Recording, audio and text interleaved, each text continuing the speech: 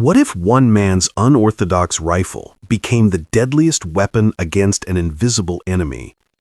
When 11 Japanese snipers fell in 4 days, all to one soldier's surprising rifle, in the sweltering jungles of Guadalcanal, Solomon Islands, on January 22, 1943, the American forces of the Americal Division were locked in a brutal final push against entrenched Imperial Japanese Army troops. The 132nd Infantry Regiment, part of the U.S. Army's 23rd Infantry Division, had been battling for months to secure the island from Japanese control. Amid the dense foliage and relentless tropical rains, Japanese snipers, equipped with Arisaka Type 97 sniper rifles fitted with 2.5x scopes, lurked in the treetops and undergrowth, picking off Allied soldiers with deadly precision. But one young officer, Second Lieutenant John B. George, would turn the tide with a rifle no one believed in. To understand this extraordinary tale, we must go back to the roots of the Guadalcanal campaign. The island, a key strategic outpost in the Solomon Islands chain, had been invaded by U.S. Marines on August 7, 1942, marking the first major Allied offensive against Japan in the Pacific Theater. By December 1942, the Americal Division, comprising National Guard units from Illinois, Massachusetts, and North Dakota, had relieved the exhausted Marines. The 132nd Infantry Regiment, drawn largely from the Illinois National Guard, arrived on December 8, 1942, under the command of Colonel Arthur P. Rogers. Their mission? To mop up remaining Japanese forces holed up in the rugged terrain around Mount Austin, also known as the Seahorse due to its shape on maps. Enter Second Lieutenant John B. George, a 22-year-old from Peoria, Illinois. Before the war, George was no ordinary soldier. He was a state champion marksman, having won the Illinois State Rifle Championship in 1939, with scores that rivaled professionals. Enlisting in 1940 as a private, he rose quickly through the ranks, earning his commission through sheer skill and determination. But George harbored a secret weapon, literally.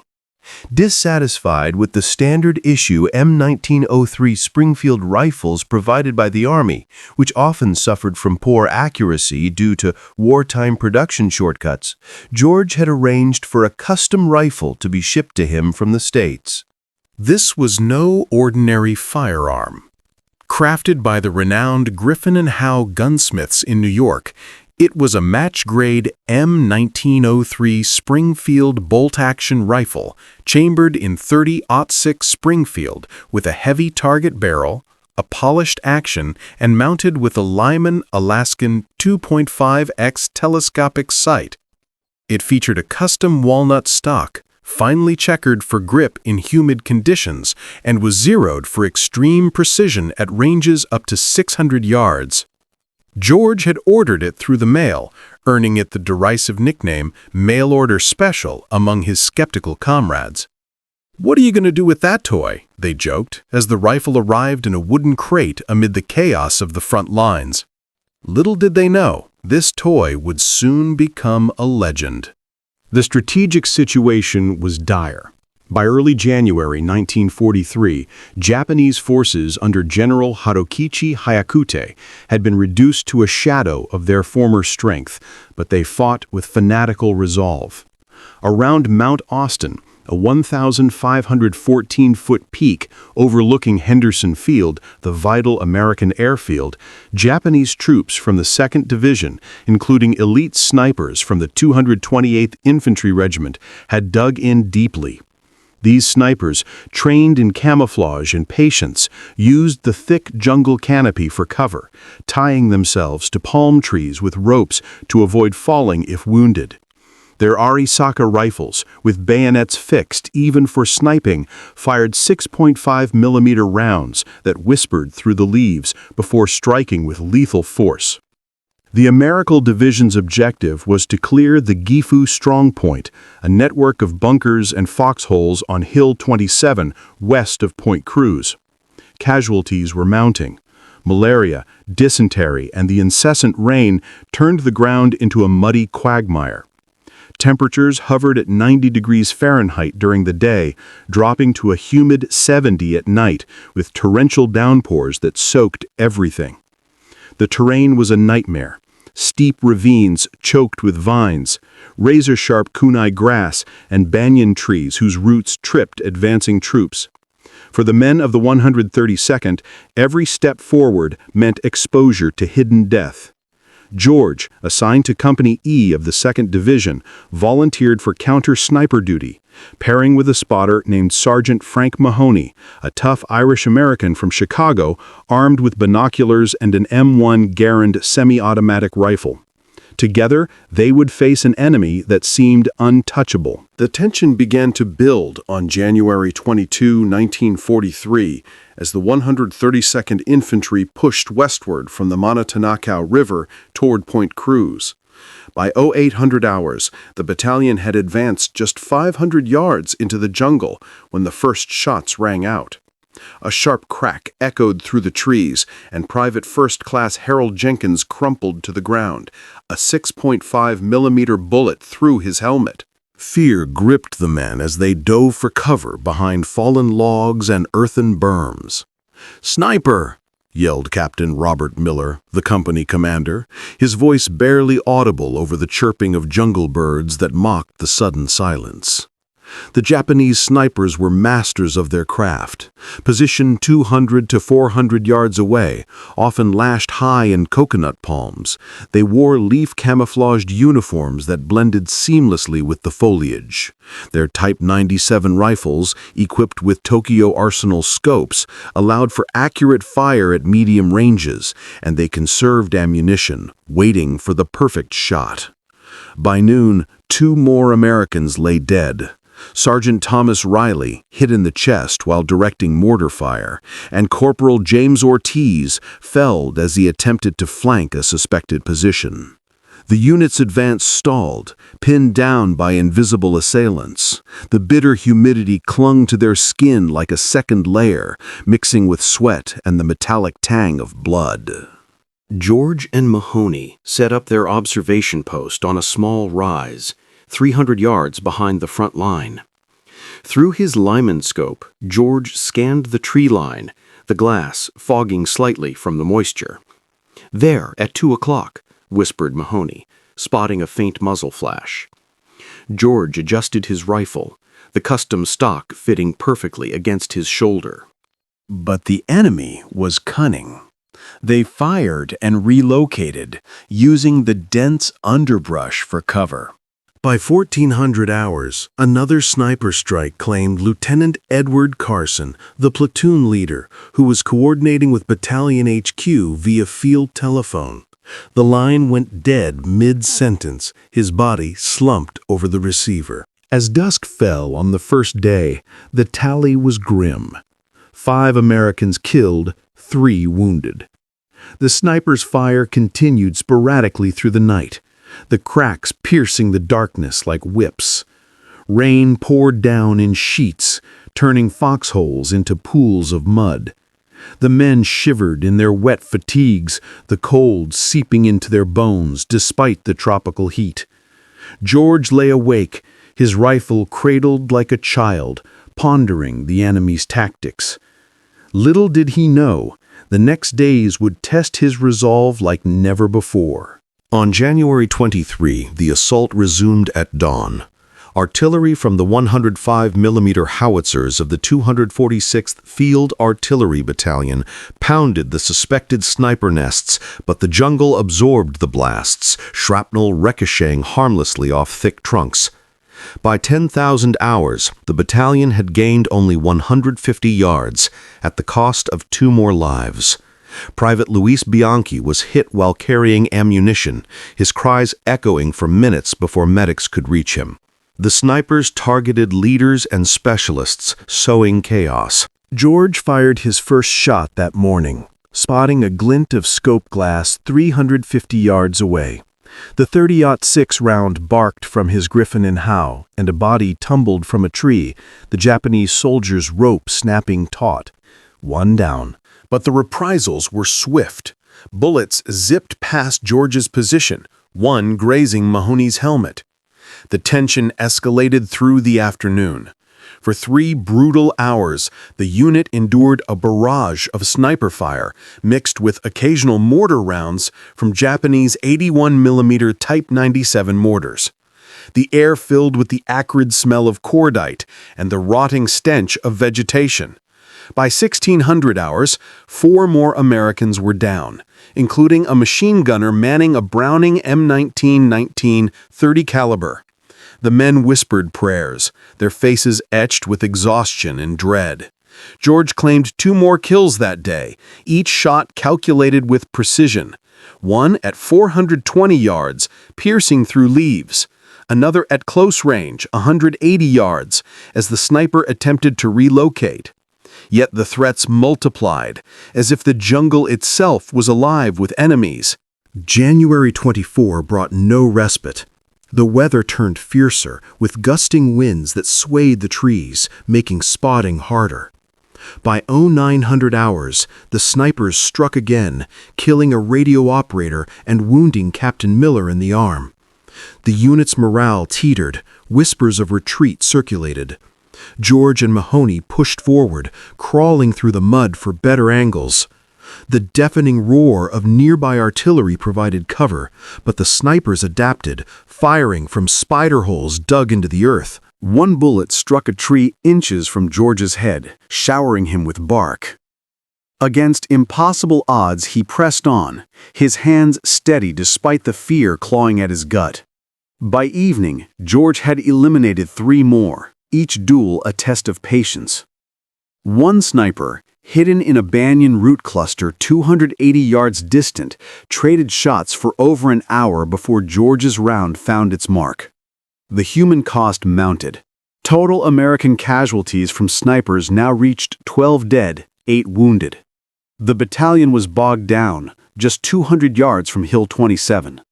Sheer determination kept them fighting, but the crisis loomed. By January 25, 1943, the situation had become desperate. The 132nd Infantry was trapped in a kill zone, with Japanese snipers controlling the high ground around Point Cruz. The terrain favored the defenders, steep slopes slick with rain, visibility reduced to 100 yards in places by mist and foliage. The American Division's command, under Major General Alexander M. Patch, demanded the capture of Hill 27 to secure the airfield, but progress was nil. Supplies ran low, rations were halved, and ammunition for the M1 Garands and BARs was rationed. Malaria fever ravaged the ranks, leaving men delirious and weak. Everything seemed lost. At 0700 hours, a coordinated sniper ambush erupted. Bullets rained from multiple directions, felling 5 soldiers in minutes. Sergeant Mahoney took a grazing wound to the leg, blood soaking his trousers, but he refused evacuation. "We end this today," he growled through gritted teeth. George peered through his scope, counting at least 8 active sniper positions, their flashes like fireflies in the gloom. The enemy had reinforced overnight, bringing in more marksmen from the 228th Regiment, armed with fresh ammunition and resolve. For 2 agonizing hours, the battalion endured hell. The air thrummed with the zip of bullets, the ground pocked with impacts. Private William Hayes, a young farm boy from rural Illinois, was hit while trying to drag a wounded comrade to safety, his scream cut short by a second shot. Command decisions weighed heavily. Captain Miller, bandaged and pale, ordered a withdrawal, but Battalion HQ overruled, insisting on holding the line. Fear gripped the men like a vice, eyes darting, breaths shallow, the weight of impending doom pressing down. George's position was exposed. Bullets thudded into the dirt around him, one clipping his sleeve. The snipers zeroed in, their Arisaka rounds cracking with deadly intent. At 1100 hours, a sniper's bullet struck the rock beside him, fragments stinging his face. Blood trickled into his eye, blurring his vision. The impossible situation crystallized. Outgunned, outnumbered, with the jungle amplifying every threat. The deafening roar of a nearby Japanese Type 92 machine gun joined the fray, suppressing any advance. Casualties soared, 14 dead from snipers alone, over 20 wounded. The unit teetered on collapse, morale shattered, the triumph of the human spirit hanging by a thread. What happened next would become legendary. In that moment of despair, Second Lieutenant John George made a heroic decision. Wiping the blood from his eye, he turned to Mahoney. "We take the fight to them." Ignoring the pain, he shouldered his custom Springfield, its Lyman scope glinting faintly in the filtered sunlight.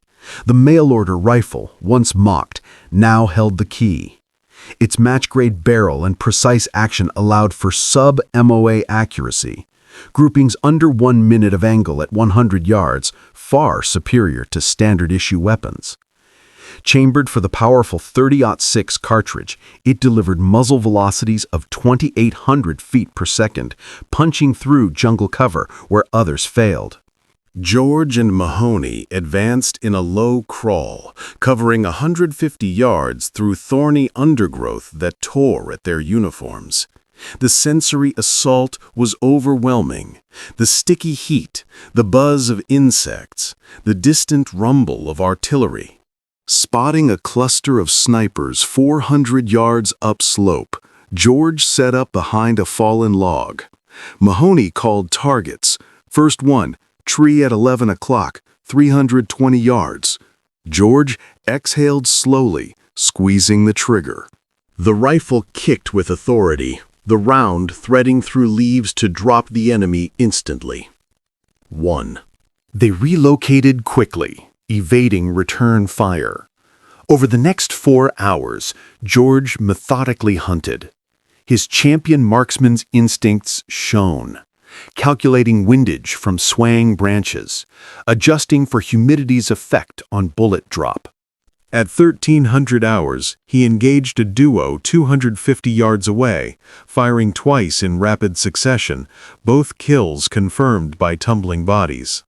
The turning point came at 1500 hours, when he spotted the sniper leader, identifiable by his officer's insignia, perched 450 yards distant in a camouflaged platform. Bullets whizzed past as George aimed, the crosshairs steady despite his pounding heart. The shot rang out and the officer fell, disrupting the enemy coordination. Emboldened, the battalion surged forward.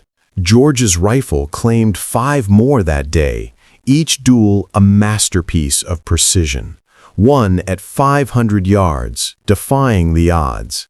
Another in a frantic exchange at 100 yards, where his bolt-action speed outmatched the enemy's.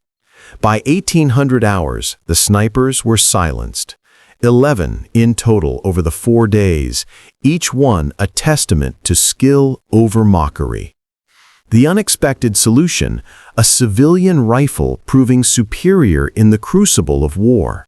Sheer determination and ingenuity overcame the impossible.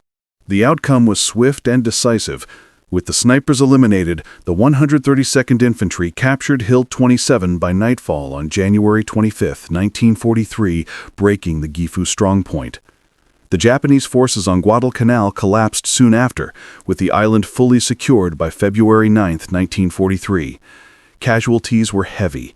The American Division suffered over 1,600 killed and wounded in the campaign, with 14 directly from the snipers George hunted. Japanese losses in the sniper engagements were total. 11 confirmed dead, their bodies recovered with Arisaka rifles and scopes intact. The broader battle claimed thousands of Japanese lives, many from starvation and disease. John George's actions saved countless lives, allowing the advance that turned the tide. For his valor, he was awarded the Bronze Star Medal with V device for heroism, and later the Silver Star for subsequent actions in the Philippines. He survived the war, rising to lieutenant colonel, and chronicled his experiences in his 1947 memoir, Shots Fired in Anger, which became a seminal work on Pacific combat and marksmanship. The book detailed the rifle's specifications and the duels, inspiring future generations of snipers. This episode highlighted the human cost of war, the weight of command decisions, the individual soldier's perspective amid chaos, and the triumph of spirit over adversity. George's story reminds us of the unsung heroes who faced death with quiet resolve, their legacies etched in history's pages. This was just one of countless untold stories from the Second World War.